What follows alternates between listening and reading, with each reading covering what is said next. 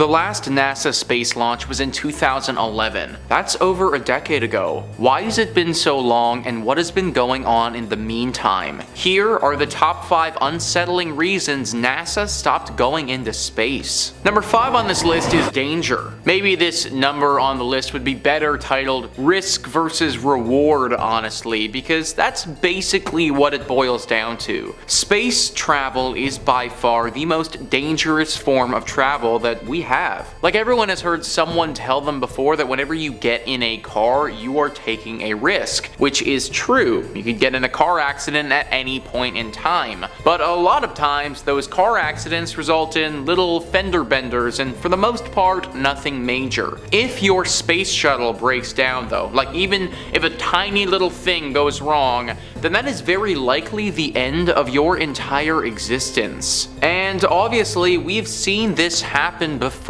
Several space shuttles have exploded or malfunctioned, and astronauts have in fact died because of it. There's always going to be an immense danger when someone steps into a space shuttle, and they're going to be risking their lives. Now, if the reward was incredible, then it might be worth it, but as we're going to talk about later in this video, the reward might not be that great. Like, at the end of the day, I truly don't think that I would be willing to go to space. I have the utmost respect for those who do decide to do it, but I just don't know if it's for me. The danger is just a bit too high. Number 4 on this list is aliens. Aliens, although unlikely, need to be considered when determining whether or not to go to space or not. If there is a risk that we could run into aliens, and in the process of doing so, piss those aliens off, then that would really not be very good for any of us. There have been tons of stories about aliens and the possibility of them being out in the universe at this point. In fact, I think it's pretty much an accepted belief that if the universe is infinite, then there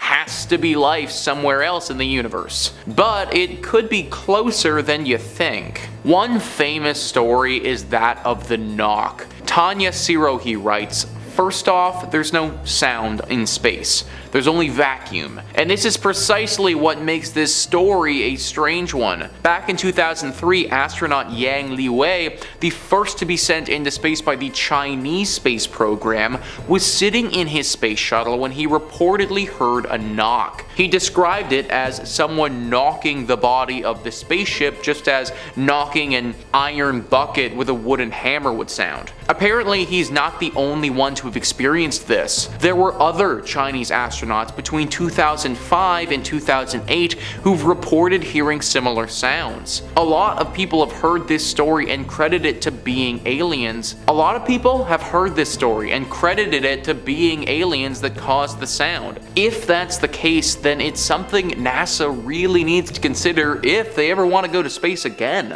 Number 3 on this list is space snakes. Now, I'm gonna be honest, guys, this one is just kind of silly, but I honestly just wanted to throw it in here because it really does make for a good story. And let's face it, if this story is actually true and it's all real, then I also would think twice about making another mission to space as well. Tanya Sirohi says, retired NASA astronaut Dr. Story Musgrave has a lot to his credit. So it would be difficult to pass this off as a lie, but he claims he saw an 8-foot-long white snake floating through space. It's not hard to imagine that this could have been a hose detached from the spaceship, but Musgrave, he remains adamant. So once again, folks, I want to reiterate that this is a bit of a silly entry, but if we suspend our disbelief for just 1 second, then it gets pretty terrifying pretty quickly. If there is actually just a bunch of giant white snakes floating through space, then I don't know if there's actually a large enough sum of money that you could pay me to go and fly into that. Also, who knows what these things would even be capable of? Maybe they're super smart and we just have no idea. I, for one, do not want to be the person having to find that out. Number 2 on this list is Elon Musk. So I entitled this entry Elon Musk, but ultimately it's just billionaires in general at this point. For some reason, it's not enough for these guys with billions of dollars to just own some fancy cars and yachts. No, they need to have their own fancy rocket ships as well. And they've made it their mission to fly to space in some capacity and do it before all of the other billionaires do it. Well, guess what? This is good news for NASA. SpaceX was founded in 2002 by Elon Musk. Google says Space Exploration Technologies Corp. is an American spacecraft manufacturer, space launch provider, and a satellite communications corporation headquartered in Hawthorne, California. It was founded in 2002 by Elon Musk with the goal of reducing space transportation costs to enable the colonization of Mars. NASA is probably loving the sound of that last bit there. Reducing space transportation costs? At the end of the day, NASA's whole mission isn't to worry about costs and other things.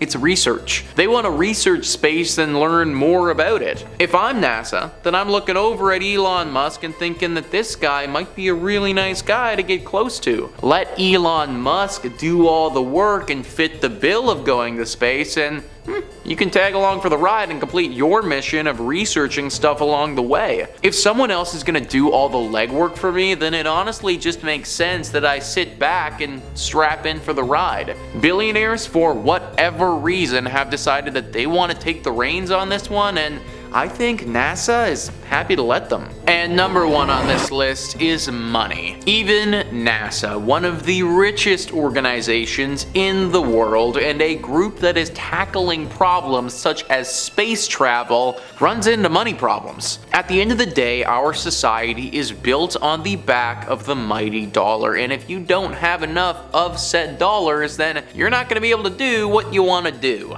Every time NASA launches a space shuttle to go into space, literally every single time, that is going to cost $450 million. That's just one space shuttle going on one single mission. Now, $450 million is a lot of money, but to a big corporation, that could be considered chump change if you think about it. McDonald's, for instance, is thought to spend over $1 billion every year on advertising in the United States alone. That's just on advertising, let alone all the money they spend on the actual product and labor and transportation and everything that goes into making their business run. However, McDonald's makes a lot of money off of those advertisements. They pump the money into silly commercials, and we pump our money into poorly made burgers. This sort of business model doesn't really translate to space travel though. At the end of the day, $450 million is nothing if that $450 million is being spent on an operation that could bring in $1 billion, let's say. But in this case, that $450 million isn't being spent on that. That money is being spent, and then they aren't getting any of it back. There aren't any McDonald's in space, and there isn't any willing customers to spend money on stuff up there. In fact, there really isn't anything there at all. Throughout history, people go where the money is. Usually, it doesn't even matter how dangerous things are. Mining for oil or coal was extremely dangerous back in the early days, but there was a lot of money in it, and therefore people did it. There just simply is not a lot of money currently to be found in space. If, for instance, someone discovered a rare and valuable mineral or rock that's sitting on the moon and it was something that people would pay lots of money for, then I guarantee NASA would be up and running and sending tons of space shuttles to the moon. I think maybe the thing that's so unsettling about this is that we could be missing out on tons of human progress, but money is holding us back. Like, maybe there are some really important things to be learned in space that we could be learning about right now if money wasn't a factor. Hopefully somebody is ready to fork over the big bucks soon and we can get some people back up in the air. But there you have it, guys. That is our list of the top 5 unsettling reasons NASA stopped going to space. Please let me know in the comments down below what you thought about this list and some other scary reasons people stopped going to space that you guys know about. Also, please hit the like and subscribe button. Thank you so much for watching. I've been your host, Nicholas Blaylock, and I will catch you next time.